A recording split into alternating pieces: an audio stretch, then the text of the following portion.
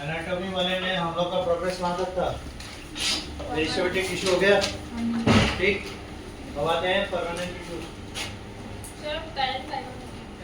हाँ, permanent tissue, और उसमें हम लोग पेरेंट फाइबर का डायग्राम बनाए थे क्या? हाँ, डायग्राम बनाए थे, एक्सप्लेन भी कर लिए थे।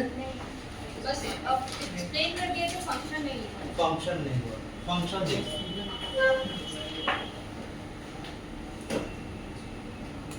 फंक्शन नंबर 1, एक्सप्लेन का पिक्चर तो चाहिए, बस डायग्राम, बस अच्छा उस सिर्फ डायग्राम बनाना, ठीक है ठीक है ठीक है, हम समझ गए कहाँ पे छोड़, याद है।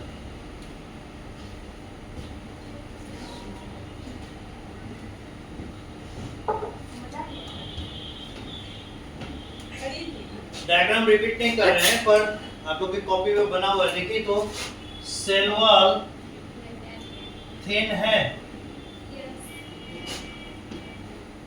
Serial number 1, serial number 2, inter cellular space large है,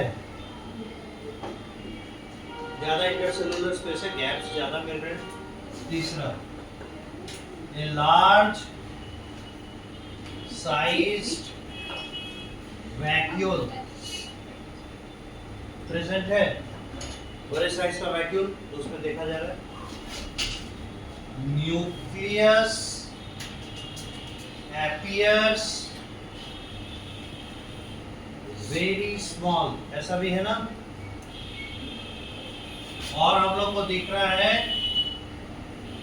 nucleus is shifted towards one corner, ये भी दिख रहा है ना।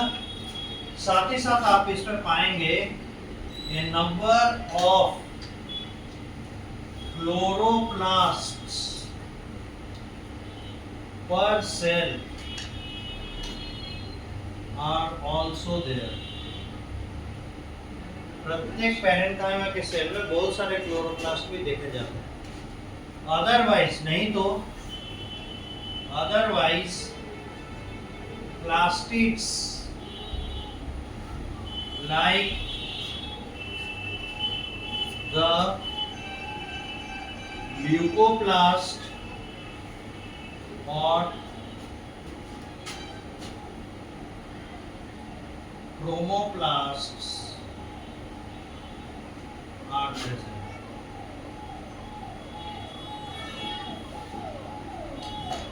इतनी सारी चीजें इसमें दिखाई देंगी, ठीक है। हालांकि क्लोरोप्लास्ट या प्लास्टिक के लिए हम लोग अलग से कुछ उसमें डायग्राम में पॉइंट आउट नहीं किए हैं, पर ये जानकारी के लिए रखिए, ये प्लास्टिड्स भी रखते हैं और प्राइमरीली ये कोशिश करते हैं क्लोरोप्लास्ट रखने का। अगर क्लोरोप्लास्ट नहीं हुए तो इसमें क्रोमोप्लास्ट या फिर ल्यूकोप्लास्ट दूसरे प्लास्टिड्स पाए जाते हैं विद सम वैलिड रीजन। ऐसा क्यों करता है, इसके पीछे कारण। अब एक एक प्रॉपर्टी का कारण देखिए। ये जो है, जब इसमें क्लोरोप्लास्ट है यानी एक्टिवली फोटोसिंथेसिस करेगा, जो फोटोसिंथेसिस करेगा फूड मैन्युफैक्चर करेगा, कि फूड मैन्युफैक्चर करेगा तो स्टोर करने की कोशिश करेगा, ठीक है। जो कि आप आगे देखिएगा पैरेन्काइमा का प्रोमिनेंट प्रॉपर्टी होता है food making and food storage, इसका प्रोमिनेंट प्रॉपर्टी मेन प्रॉपर्टी में आता है। तो जब हम खाना कोई चीज जमा कर रहे हैं तो हम फैलेंगे ना, फैल सकते हैं। तो एक्सपेंशन के लिए हमारा सेल वॉल कैसा होना चाहिए, रिजिड होना चाहिए या एक्सपेंडेबल होना चाहिए? एक्सपेंडेबल होना चाहिए, इसीलिए इसका सेल वॉल थिन रहता है ताकि ये फैल सके। अगर रिजिड हो जाएगा तो भोजन रखेगा कैसे, स्टोर कैसे करेगा, इस तरीके से। दूसरी चीज है, इसको एक्सपेंडेबल बनाने के लिए इसमें देख रहे हैं बड़ा सा वैक्यूल, लार्ज साइज वैक्यूल भी पाया जाता है। और एक और चीज आप ये देख रहे हैं, ये कैसे सेल है, परमानेंट टिश्यू के सेल्स है। परमानेंट टिश्यू सेल्स मतलब लंबे समय से जिंदा है। तो जो मुसाफिर कहीं पे लंबे समय से टिका हुआ है, कचरा भी तो ज्यादा फैलाएगा, इसीलिए इसके पास वैक्यूल होना चाहिए जिसमें अपने वेस्ट मटेरियल को डंप करे। इसके पास गार्बेज बॉक्स होना चाहिए and the vacuole is being treated by it as a garbage box, जिसमें वो अपने वेस्ट मटेरियल को जमा कर। इसलिए इसमें वैक्यूल पाए जा रहे हैं, बड़े साइज का वैक्यूल हो गया, लंबा लाइफ दिया है इसलिए बड़ा हो गया। फिर आप देख रहे हैं कि इसमें जब वैक्यूल बड़ा होगा न्यूक्लियस को तो कॉर्नर में शिफ्ट करेगा ही, दिस इज द रीजन। फिर आप बोल रहे हैं इसका न्यूक्लियस छोटा नजर आ रहा है, काहे नहीं होगा, लंबे समय से है, साइटोप्लाज्म बढ़ गया। साइटोप्लाज्म बढ़ेगा तो क्या होगा, साइटोप्लाज्म की मात्रा अधिक, न्यूक्लियस उसके तुलना में छोटा नजर आएगा। दिस इज द रीजन कि उसका न्यूक्लियस छोटा नजर आ रहा है। तो हर एक पॉइंट्स जो आप ऑब्जर्वेशन यहाँ लिख रहे हैं सब के पीछे कोई ना कोई कारण है, इसीलिए ऐसा लिख रहे हैं। अब एक चीज और देखिए, इंटरसेलुलर स्पेस लार्ज, फिर से वही बात, जब इसे फैलना होगा और अगल बगल का सेल बोल रहा है नहीं आपका यहीं तक लिमिटेशन है, इससे आगे नहीं जा सकते, तो कैसे अपना फूड स्टोर करें, इसीलिए इसे क्या करना होगा, एक्सपेंडेबल भी होना चाहिए। That is the reason why expendable होता है। तो एक्सपेंडेबल होने के लिए इसको अगल बगल में इंटरसेलुलर स्पेस भी बनाना होगा, इसीलिए ये क्लोजली प्लेस्ड नहीं होते बल्कि थोड़ा गैप। समझ गए? अब इसके बेसिस पे इसके फंक्शंस लिखने का मौका देंगे एक ही बार, पहले समझ लीजिए। फंक्शंस अभी आपको बताएं, फूड मेकिंग बाय फोटोसिंथेसिस, ठीक है। दूसरा स्टोरेज, ये मटेरियल का स्टोर करेगा, फूड भी स्टोर कर सकता है और वैक्यूल है तो वेस्ट भी स्टोर कर सकता है, ठीक है। तो फूड स्टोरेज और वेस्ट स्टोरेज दोनों कर सकता है, पर ये कंपैरेटिवली कैसे है, सॉफ्टर टिश्यू, स्ट्रेंथ उतना नहीं है, सेल वॉल के बीच में कांटेक्ट कम है, इसलिए क्या लगता है जैसे इसको ज्यादा फोल्ड करने की या बेंड करने की कोशिश करेंगे दे विल बी डैमेज, वो टूट जाएंगे। इसीलिए क्या होगा, इसमें फ्लेक्सिबिलिटी नहीं होगा और क्या होगा, ये मैकेनिकल सपोर्ट, स्ट्रक्चरल सपोर्ट नहीं दे सकता।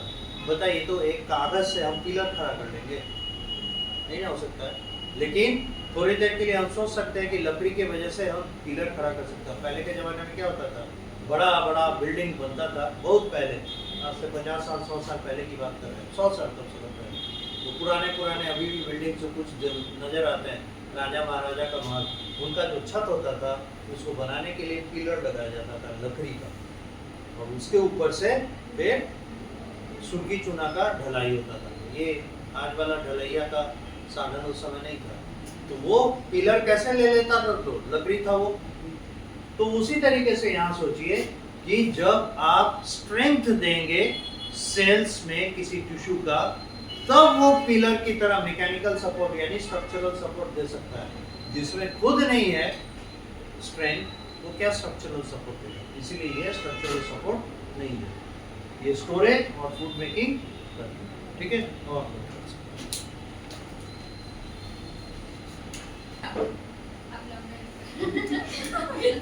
हाँ, स्केपगोट के साथ ऐसा ही किया जाता है। स्केपगोट समझते हैं, बलि का बकरा, तो खिलाया पिलाया जाता है, खुश रखा जाता है, तो उसके बाद वो जब सामना करता है सच्चाई का, फिर पता चलता है वो अच्छा इसलिए था। एनीवे, तो अगला देखें हम लोग, ये है कोलेनकाइमा। अच्छा, कोलेनकाइमा इससे पहले आए, हम लोग एक चीज देखते हैं, कोलेनकाइमा में नहीं लिखिएगा, मॉडिफिकेशन कर दीजिएगा, मॉडिफिकेशन इन पैरेन्काइमा।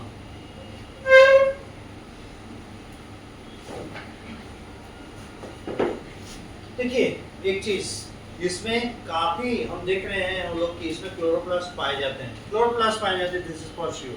जब काफी क्लोरोप्लास्ट पाया जाएगा तो उसका लॉजिक क्या रहेगा भाई, फूड बनाएगा, फोटोसिंथेसिस करेगा। तो फोटोसिंथेसिस जमीन के नीचे तो जाके करेगा नहीं, जब भी होगा उसको ऐसे जगह पे होना होगा जहाँ पे ज्यादा लाइट मिले। अब प्लांट के 3 पार्ट्स, रूट, स्टेम, लीफ, बताइए तो किसमें सबसे ज्यादा लाइट आएगा? सॉरी सबसे ऊपर वाले रूट टिप पे। हाँ, लीफ पे सबसे ज्यादा आएगा। ठीक, तो इसलिए लीफ में पैरेन्काइमा का सबसे ज्यादा डिपोजिशन होना चाहिए। सबसे ज्यादा पैरेन्काइमा लीफ में ही पाया जाना चाहिए। और आप एक्चुअली में जब लीफ का एनाटॉमी पढ़ेंगे, लीफ के अंदर का स्ट्रक्चर, तो आप पाएंगे कि लगभग पूरा का पूरा ये शख्स जो है, ये लीफ जो है पैरेन्काइमा से ही बना है, पूरा का पूरा लगभग। सो उसी पॉइंट ऑफ व्यू से modification in parenchyma in leaf, the parenchyma is called क्लोरेन्काइमा।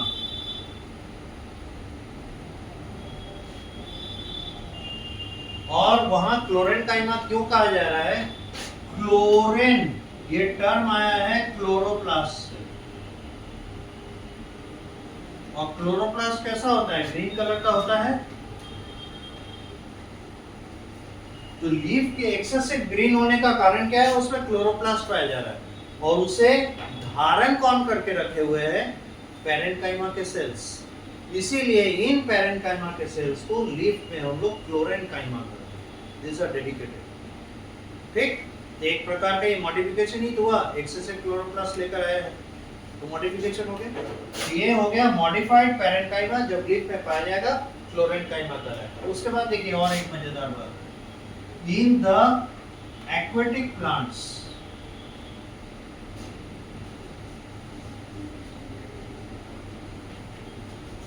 जैसे जो गंगा दर्शन करने गए होंगे इन दिनों, तो देखिएगा घाट पर काफी पानी है और दूर जहाँ देखिएगा वहाँ दिखेगा आपको झुंड में, है ना, बहुत कुछ लग रहा है जैसे पेड़ पौधा बह के जा रहा है। तो ज्यादातर वो देखिएगा वो रहता है जलकुंभी। जलकुंभी जानते हैं? जहाँ पे भी आप देखिएगा पॉन्ड वगैरह रहता है वहाँ ये उग ही आता है और धीरे धीरे पॉन्ड को सुखा देता है, तो पूरा अपना राज कर लेता है, पूरा फैल जाता है। कुकुरमुत्ता भी कहते हैं इसको, जलकुंभी, कुकुरमुत्ता। इंग्लिश में इसे वाटर हाइसिंथ कहते हैं। ठीक है, वाटर हाइसिंथ कहते हैं और बायोलॉजिकल नेम है इकॉर्निया। तो ये आप लोग पढ़े भी हैं 8th स्टैंडर्ड में इकॉर्निया के बारे में, कि why Eichhornia spoils the water bodies, पानी को सड़ा क्यों देता है इकॉर्निया। और उसके बाद फिर क्या होता है, वो वाटर बॉडी ड्राई अप हो जाता है। रीज़न क्या है कि काफ़ी इसके जो क्या कहते हैं ब्रांचेस हैं और लीव्स हैं काफ़ी बोल्ड होते हैं, काफ़ी ज़्यादा चौड़े और फैले हुए होते हैं। ठीक है, तो बायोमास बहुत है, लेकिन जैसा आप जानते हैं हर एक का एक लाइफ होता है, तो इसका भी लाइफ होगा। पूरा लाइफ जीने के बाद ये मरेगा, मर के जाएगा कहाँ? सड़ेगा तो नीचे ही जाएगा। तो इतना ज़्यादा बायोमास है, यानी इतना ऑर्गेनिक मैटर है, जाके कहाँ बैठेगा? फ्लोर पे, फ्लोर ऑफ द पॉन्ड। अब ये एक प्लांट तो है नहीं, हजारों लाखों प्लांट है। लंबे समय से ये जाके जब वहाँ पे बॉटम पे बैठने लगेगा तो धीरे धीरे क्या होगा? बॉटम का लेवल ऊपर आने लगेगा। तो पॉन्ड बेड, रिवर बेड भी कर सकते हैं, रिवर बेड तो काफ़ी गहरा होगा, पॉन्ड बेड या लेक बेड धीरे धीरे इसकी वजह से क्या होगा? ऊपर आने लगेगा, शैलो होने लगेगा, जिसको कहते हैं कम गहराई का, शैलो होने लगेगा। और लास्टली क्या होगा? वो सरफेस के बराबर के लेवल पे आ जाएगा। तो फिर पानी जमेगा कहाँ? पानी नहीं जमेगा। In this way it can kill the ponds और लेक्स रैपिडली। नेचुरल कंडीशन में अगर किसी लेक या पॉन्ड का लाइफ 1000 साल है तो इसके वजह से 10 साल हो जाए, यानी वो 1000 साल तक वैसा रहने वाला था, वाटर बॉडी रहने वाला था, वाटर का रिजर्वायर रहता, वो 10 साल में खत्म हो जाए वो water bodies, because of this. तो ये एक मेनस है। और जो भी इंडिया के क्या कहते हैं वाटर रिचनेस का, वाटर एक्विफर्स थे, मतलब वाटर स्टोरेज साइट्स थे, उन सब का सत्यानाश इसी की वजह से हुआ, इकॉर्निया। और ये जो हमारा ईस्टर्न रीजन है, बिहार, बंगाल और उड़ीसा, इस जगह पे सबसे ज्यादा पॉन्ड्स एंड लेक्स पाए जाते थे। अभी भी है लेकिन बहुत बहुत कम हो गए। नॉर्थ बिहार में अभी भी कुछ बचा हुआ है, हालांकि बहुत सारा लेक इसी के वजह से सूख गया। एक रिपोर्ट बताता है कि प्री इंडिपेंडेंस दिल्ली में, हमारे नेशनल कैपिटल दिल्ली में लगभग 36 से 40 पॉन्ड्स थे। आज जाके देखिए एक भी पॉन्ड नहीं, सारा खत्म। कुछ तो भर दिया गया, कुछ इन्होंने खत्म कर दिया रिकॉर्ड। तो वो वाटर हाइसिंथ, उसके बारे में बताना चाह रही है। इस तरह के और भी एक्वेटिक प्लांट्स हैं। पीचर प्लांट आप सुने होंगे, पानी में खिलता है लेकिन कीड़ा गटका लेता है, कीड़ा खाने वाला प्लांट है ना, वेनस फ्लाई ट्रैप करते हैं पीचर प्लांट के उसको। तो ये प्लांट्स पानी में मतलब डूबते नहीं है ना, तैरते रहते हैं। वाई सो? कोई भी चीज तैरेगा तो तैरने के पीछे क्या प्रिंसिपल होगा? बुयांसी का, आर्किमिडीज प्रिंसिपल। जो अपने वेट से ज़्यादा वेट को, वाटर को डिस्प्लेस कर दे तो क्या होगा? तैरेगा, क्योंकि उसका इफेक्टिव डेंसिटी कम हो जाएगा। दिस इज सिंपल फिजिक्स, जो सभी जानते हैं, है ना। तो ये कैसे ये काम करेगा? तो फैलना पड़ेगा, और एयर ही है जो फैलता है। अब पॉइंट आउट किसको करेंगे? इसी को। क्यों? क्योंकि इसके बाद बड़ा सा वैक्यूल है। अगर वैक्यूल काफी ज्यादा एयर रखने लगे और क्लोरोप्लास्ट तो रहेगा ही, तो ये उस समय क्या बन जाएगा? Aerenchyma, air storing parental, aerenchyma. ठीक है। तो एक्वेटिक प्लांट्स के बुयांसी के पीछे, या वो जो फ्लोट करते हैं, डूबते नहीं है, उसके पीछे किसका कंट्रीब्यूशन है? पैरेंटल। पर वहां पे पैरेंकाइमा मॉडिफाई हो जाता है, एयर को स्टोर करता है, इसीलिए उसे एरेनकाइमा भी कहते हैं। In the aquatic plants the parenchyma stores air to allow these plants to float. Such parenchyma have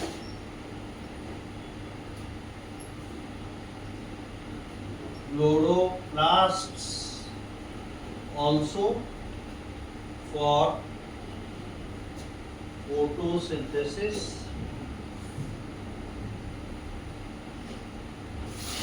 Here the parenchyma is called aerenchyma.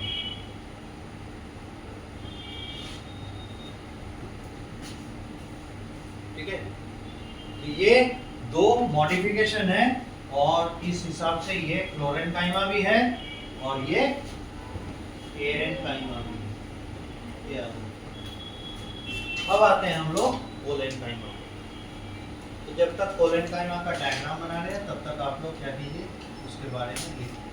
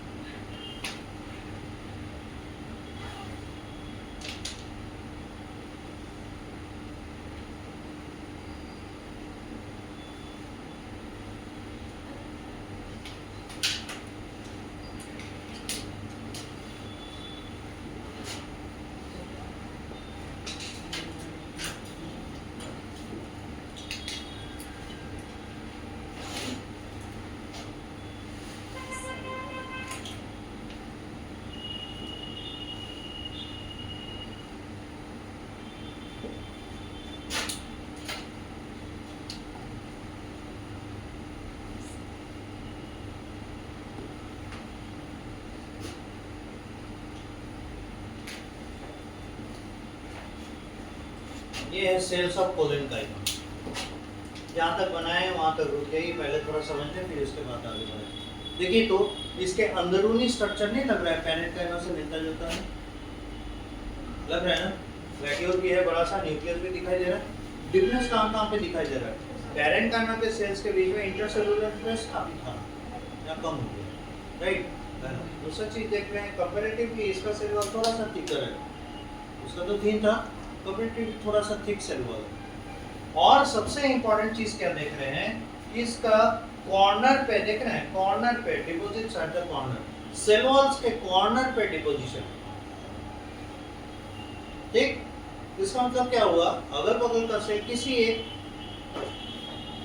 क्या कर सकते हैं एडेसिव मटेरियल से पकड़ा हुआ है, जकड़ा हुआ, they are not free as such की सेल्स ऑफ पैरेंकाइमा जैसे फ्री होता है वैसे सेल्स इसके फ्री नहीं होते।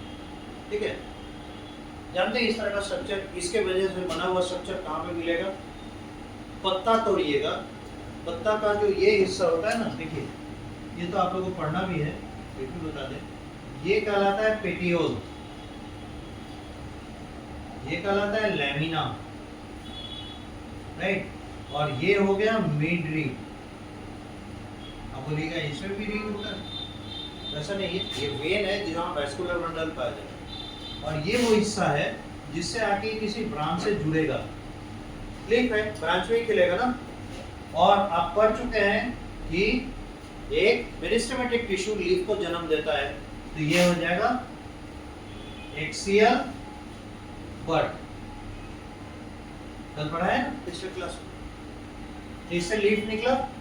अब देखिए लीफ का ये हिस्सा पेटियोल, आप इसको थोड़ा सा प्रेस कीजिए, मोड़िए, छोड़ दीजिए, अपनी जगह पे वापस आएगा, आ जाता है।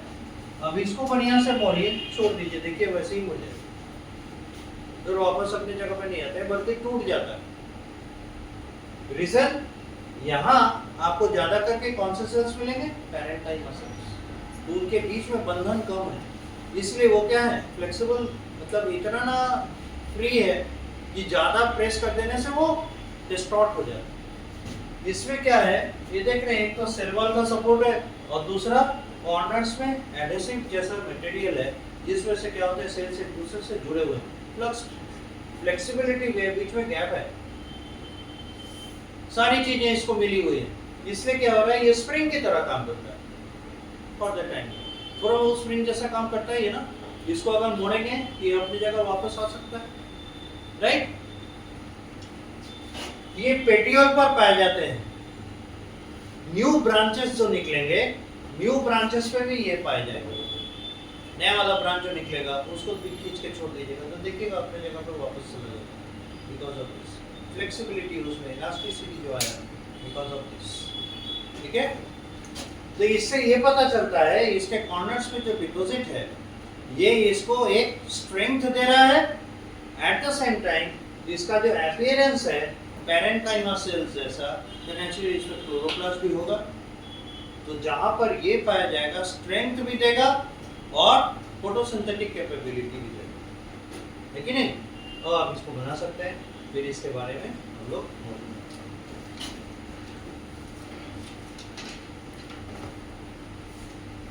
देखने का जरूरत नहीं पड़ा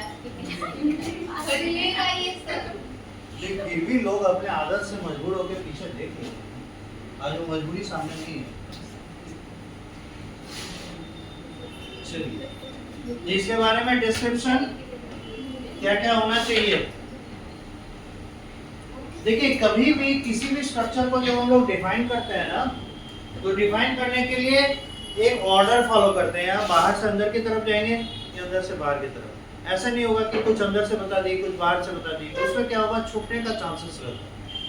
तो हमेशा एक चीज फॉलो कीजिए, जब आप सिस्टमेटिक स्टडी कर रहे हैं तो ना ऑर्डर को फॉलो कीजिए। अब वो ऑर्डर कुछ भी हो सकता है, असेंडिंग ऑर्डर हो चाहे डिसेंडिंग ऑर्डर, बस ऑर्डर होना चाहिए। तो ऑर्डर होगा ना तो सब चीज आपको ध्यान में रहेगा, इसके बाद ये, इसके बाद ये, इसके बाद ये। और रैंडमली याद रखना बड़ा डिफिकल्ट होता है, क्योंकि आप ये चीजें पहली बार पढ़ रहे हैं, इसलिए इसको रैंडमाइज करने की कोशिश नहीं कीजिएगा, नहीं तो उलझ जाएगा, राइट? तब देखिए पहला इंफॉर्मेशन बाहर से ही चलते हैं। सेल वॉल, कैसा दिख रहा है? Thicker. Than cell wall of parenchyma tissue, है कि नहीं? पैरेन्काइमा टिश्यू से इसका cell wall thicker. Serial number 2, there are deposits at the corners of the cell wall of pectin materials, primarily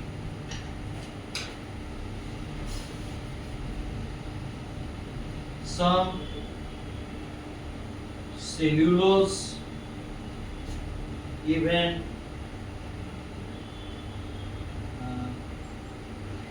lignin also. ये सब कुछ है जिसमें पेक्टिन मटेरियल्स प्राइमरीली रहते हैं, कुछ सेलुलोज और लिग्निन वगैरह भी पाए जाते हैं। ये क्या करते हैं? It gives rigidity to this tissue. इसके मदद से इस टिश्यू को, कोलेनकाइमा टिश्यू को स्ट्रेंथ मिलता है ना? Serial number 3, there is a little intercellular space. दो सेल के बीच में कोलेनकाइमा के टिश्यूज में, है ना, आपको इंटरसेलुलर स्पेस कम दिखाई देंगे। पैरेन्काइमा के कंपैरिजन में कोलेनकाइमा के सेल्स के बीच में इंटरसेलुलर स्पेस कम होता है। रीजन आप देख ही रहे हैं, तो सेल वॉल बेचारा हो गया मोटा, है ना? दूसरा, हालांकि सेल वॉल अंदर की तरफ भी भरते हैं, बाहर की तरफ नहीं, पर फिर भी सेल्स क्लोज हैं, तभी तो ऐसा हुआ होगा। दूसरी चीज है, सेल्स को क्लोज लाने में हेल्प कौन कर रहा है? डिपॉजिट। तो कॉर्नर के डिपॉजिट जब उन्हें जोड़ रहे हैं तो नेचुरल सी बात है, अंदर में बीच में जगह कम हो जाएगी, इसीलिए इसमें क्या हो रहा है? जगह बीच में कम दिखाई पड़ रही है। Number 4, they also carry large vacuole, chloroplasts and a corner shifted nucleus. दूसरे ऑर्गेनल्स भी होते हैं, पर ये प्रोमिनेंटली दिखाई पड़ रहे हैं, ठीक है? ये इसके बारे में हम लोग को डिस्क्रिप्शन मिला। अब इससे लॉजिकली इसका फंक्शन क्या हो सकता है? फोटोसिंथेसिस करेगा कि नहीं करेगा? क्लोरोप्लास्ट है, फोटोसिंथेसिस करेगा। तो जो खाना बनाएगा, किचन में जब खाना बन जाए, खाना कहाँ रखाता है? ड्राइंग रूम में, किचन में ही रखते हैं ना। तो अगर क्लोरोप्लास्ट किचन की तरह काम कर रहा है, फूड भी स्टोर कर सकता है, तो दैट मीन्स कि ये सेल्स फूड स्टोरेज भी कर सकते हैं, फोटोसिंथेसिस भी कर सकते हैं, बोथ। ठीक? अब देखिए तीसरा फंक्शन क्या हो सकता है? कॉर्नर्स पे डिपॉजिट होने के कारण इनमें स्ट्रेंथ है, ताकत है, इसलिए ये फ्लेक्सिबल होंगे। क्यों? क्योंकि बीच में गैप है, मुड़ेगा तो मुड़ने के लिए जगह मिलेगा। अगर एकदम क्लोज होता तो रिजिड हो जाता, मुड़ता नहीं। क्योंकि गैप है बीच में, इंटरसेलुलर स्पेस में प्रेजेंट है, इसलिए ये बेंड भी कर सकते हैं, फ्लेक्सिबल भी होंगे, और इसको चूंकि कॉर्नर्स पे एडिशन है, इसलिए इसमें स्ट्रेंथ भी है। तो मैकेनिकल स्ट्रेंथ होगा प्लस फ्लेक्सिबिलिटी दोनों। अब देखिए तो इस मैकेनिकल स्ट्रेंथ और फ्लेक्सिबिलिटी से इस लीफ को क्या फायदा? सोचिए जरा, मान लेते हैं ये जहाँ कैमरा लगा हुआ है और जिस स्टैंड के ऊपर है, ऐसा स्ट्रेंथ वाला ये पेटियोल होता, आपको क्या लगता है? हवा में, तेज हवा के झोंका में ये कैमरा खड़ा रहेगा, उठा के फेंक देगा इसको, देखा ना? हवा से ज्यादा इसका ताकत होगा। तो क्या करते हैं कि जब ज्यादा ताकतवर आपके सामने हो, आप झुक जाइए, तो उसको माफ कर देगा। तो हवा जब काफी ताकत के साथ बह रहा है ना, तो ये अगर बेंड कर जाए, इसके आगे सर झुका दे फ्लेक्सिबिलिटी के कारण, वो हवा के डायरेक्शन में मुड़ जाए, हवा इसको उखाड़ेगा, तो ये तो हमारे सामने तन नहीं रहा है, छोड़ दो, ऊपर से हवा बह जाएगी। फिर जब हवा रुकेगा, फोर्स रुक गया, ये अपनी जगह पे वापस आ जाएगा। इस तरीके से ये क्या कर सकता है, हवा के झोंके को बर्दाश्त करेगा, टॉलरेट करेगा। लाइकवाइज जो टहनियाँ हैं, जो ब्रांचेस हैं, अगर उसमें भी फ्लेक्सिबिलिटी चाहिए तो इसी का सहारा है। और जब वो मोटाई ले लिया, स्ट्रेंथ उसका बढ़ गया, फिर क्या दिक्कत, फिर तो बहुत तेज आंधी को भी ये झेल सकता है। लेकिन कई बार हुआ है कि तेज आंधी भी पेड़ को उखाड़ देता है, वो अलग बात है, लेकिन बहुत सारे सभी पेड़ तो नहीं उखड़ जाते, कुछ तो रहते हैं, यानी उनमें टॉलरेंस लेवल है, तभी तो बच रहे हैं। तो वही कह रहे हैं, जब वो थिन और स्ट्रेंथ वर्दी नहीं होते, तो उनमें फ्लेक्सिबिलिटी ही उनको इस तरह के प्रॉब्लम से बचा सकते है कि नहीं। तो कोलेनकाइमा इसको हेल्प कैसे कर रहा है, नेचुरल डिजास्टर से बचाता है ना, और स्टेबिलिटी देता है, फिर इसको लॉन्ग लाइफ देता है, लॉन्जेविटी देता है, at the same time mechanical support, flexibility and photosynthetic capacity all are given to the collenchyma. ठीक, यहाँ तक लिखिए इसके डिस्क्रिप्शन में ना, ये देखिए इसका फंक्शन। क्लोरोप्लास्ट है तो food making by photosynthesis and storage कर लेगा, ये सब पहला फंक्शन हो जाएगा। दूसरे फंक्शन में देखिए तो मैकेनिकल सपोर्ट दे पाएगा,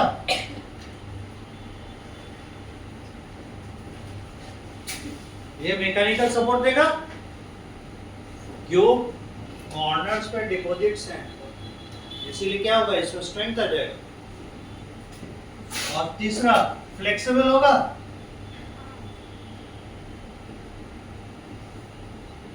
फ्लेक्सिबिलिटी इसमें होगा। ठीक है, अब लोकेशन कहाँ पाए जाएंगे, जैसे पेरेंकाइमा का लोकेशन तो आप लोग देखें, प्राइमरी कहाँ पे होगा, लीफ में, लेकिन रूट में और स्टेम में भी होते हैं। ठीक है, वो रूट और स्टेम में भी पाया जाएगा। इसका मतलब प्रिंसिपली कहाँ पे लोकेशन होगा, लोकेशन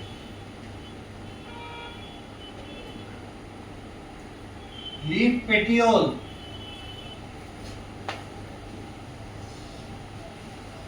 न्यूली फॉर्म्ड branches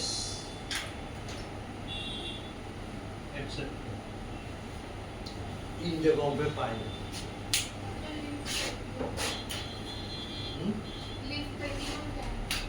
अरे ये देखिए,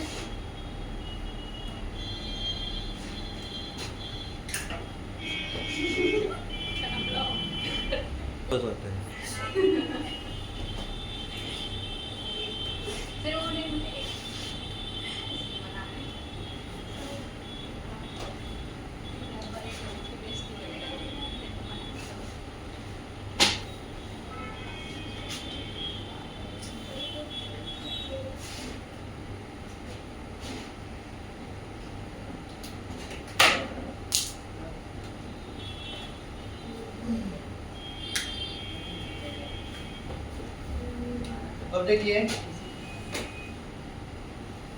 sclerenchyma,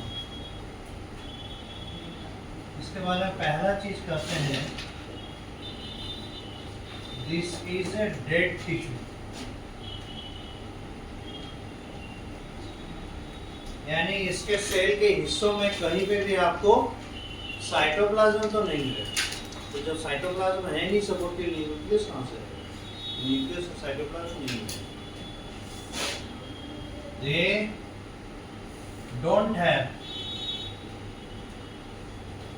nucleus and cytoplasm.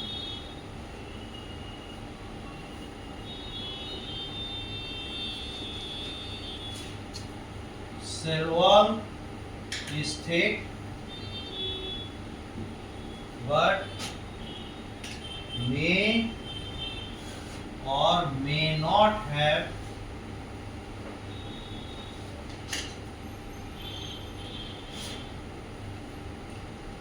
hollow space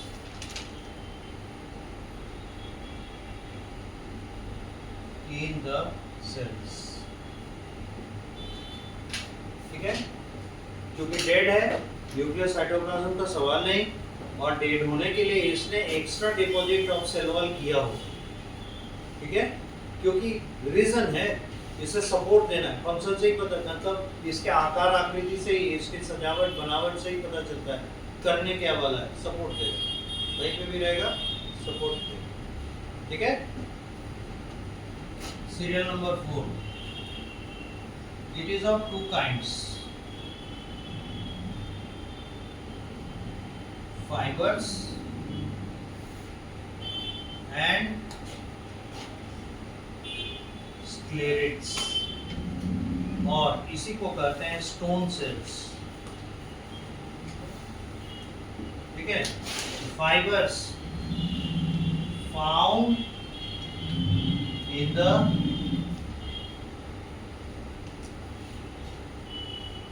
supportive structure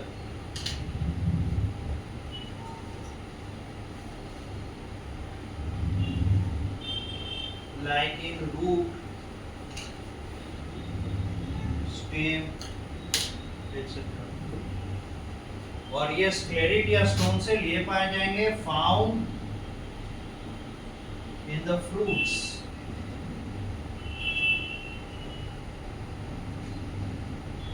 for shaping it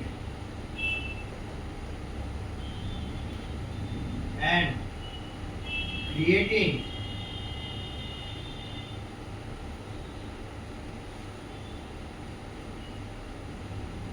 pulp sector,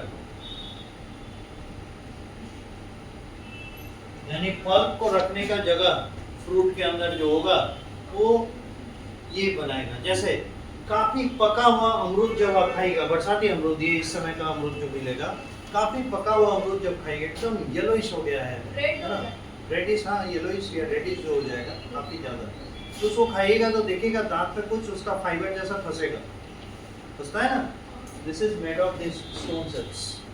उसके बाद पोमग्रेनेट जो अनार है, उसको जो ऊपर का कवर हटाइएगा तो देखिएगा व्हाइट कवर का, व्हाइट कलर का एक फाइन ग्रीन मेम्ब्रेन जैसा मिलेगा, ये इसी का बना है। ये सेक्टर्स बनाते हैं, पल्प कहाँ पे किस तरीके से रहेगा, पल्प को ऑर्गेनाइज करता है, और फ्रूट में ही ये पाया जाता है। ये स्क्लेरेट्स दरअसल क्या है, आपके स्क्लेरेंट का ही मान, ठीक।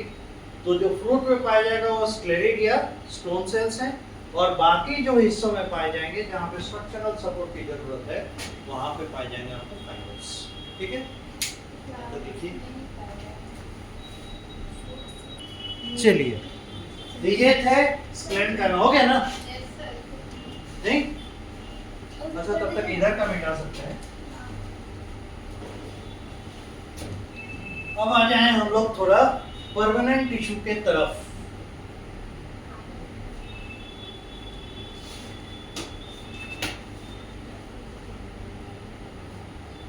क्योंकि ये फंडामेंटल है, अभी भी हम लोग फॉर्मली 11th में इस चैप्टर के लिए नहीं इन किए हैं, है ना, लेकिन कुछ चीजें हैं जो हम लोग 11th का देखे हैं, जैसे बर्ड्स वगैरह आपको जो बताया है ना, एक्सियल बर्ड या लैटरल बर्ड, ये सब बताया, ये सब 11th का है, तो हम लोग टच कर रहे हैं 11th को, तो 9th को ऐसे लेकर आ रहे हैं कि 11th और 9th है ना, लगे कि हाँ ये कंटिन्यूटी में है, कंटिन्यूटी। इसमें आपको एक्चुअली में 11th की चीजें दिखाई पड़ेंगी जो हम लोग इसका मतलब कॉम्प्लेक्स टिश्यूज पढ़े, है ना। तो सिंपल टिश्यू था, अब है कॉम्प्लेक्स परमानेंट टिश्यू।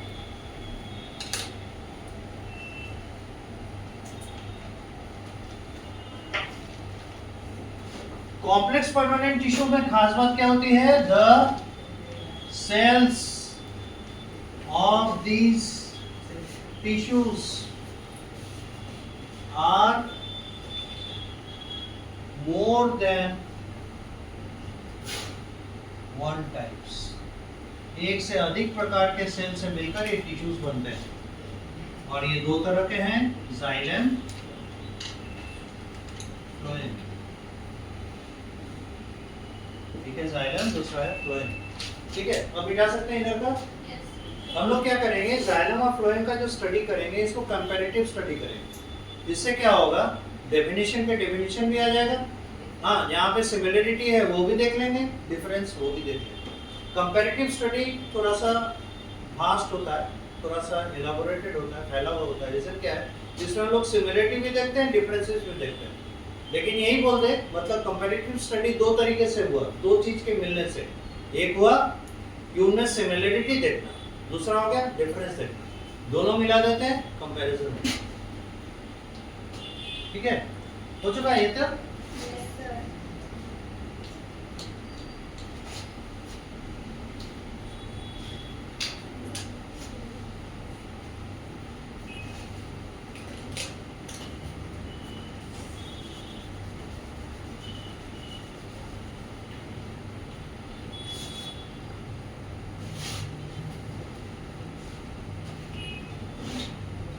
एक कॉलम बनाते हैं एट्रीब्यूट्स। यहाँ एट्रीब्यूट मतलब वो चीजें जिनके रेस्पेक्ट पे हम कंपेयर करेंगे। Attributes, xylem and phloem.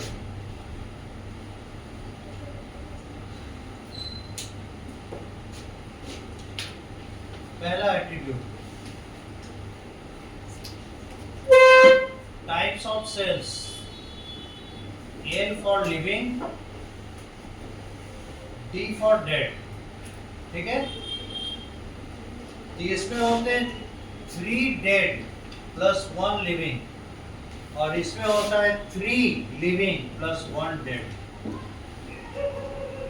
ठीक है, देख रहे हैं, 4 इसमें टोटल नंबर ऑफ सेल्स कितने हो गए, टोटल 4 टाइप्स ऑफ सेल्स।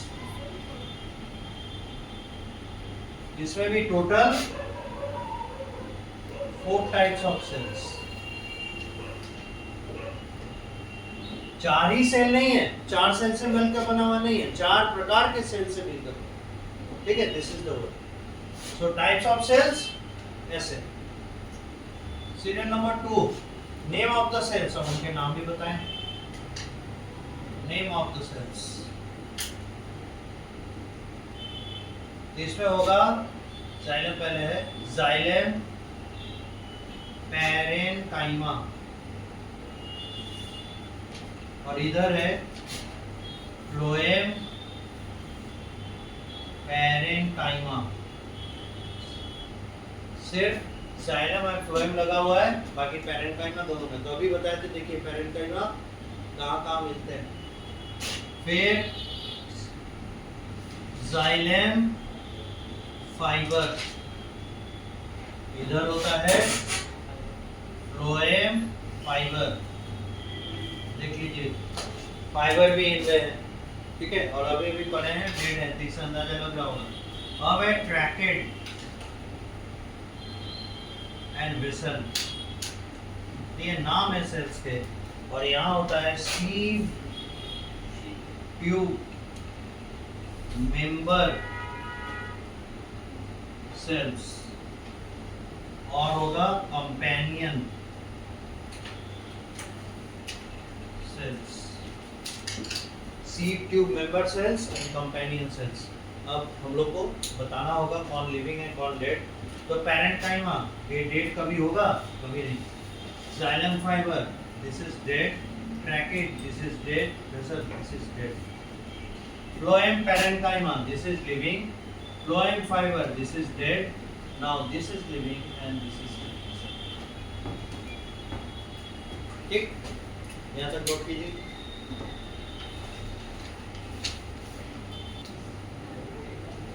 आज तो जितना पढ़ा रहे थे इसी के लिए टॉनिक दिए। ओके जी।